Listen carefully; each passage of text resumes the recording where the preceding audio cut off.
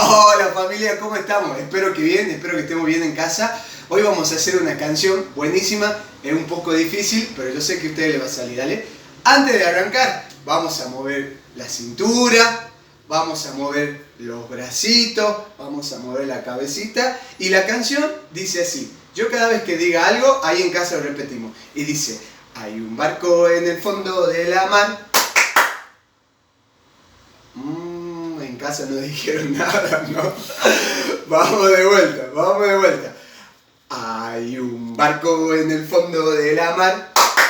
Hay un barco en el fondo de la mar. Hay un barco en el fondo de la mar. Hay un balde en el barco en el fondo de la mar. Hay un balde en el barco en el fondo de la mar.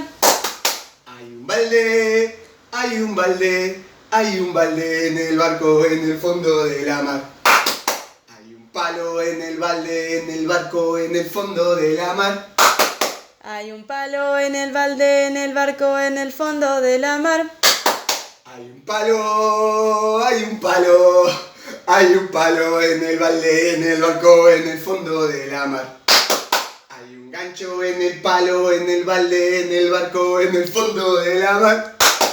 Hay un gancho en el palo en el balde en el barco en el fondo de la mar. Hay un gancho en el palo, en el balde, en el barco, en el fondo de la mar.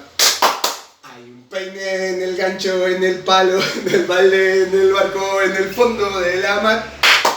Hay un peine en el gancho, en el palo, en el balde, en el barco, en el fondo de la mar.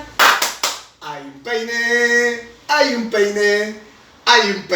en el gancho, en el palo, en el balde, en el barco, en el fondo de la mar. Hay un pelo en el peine, en el gancho, en el palo, en el balde, en el barco, en el fondo de la mar. Hay un pelo en el peine, en el gancho, en el palo, en el balde, en el barco, en el fondo de la mar. Hay un pelo en el peine, en el gancho, en el palo, en el balde, en el barco, en el fondo de la mar.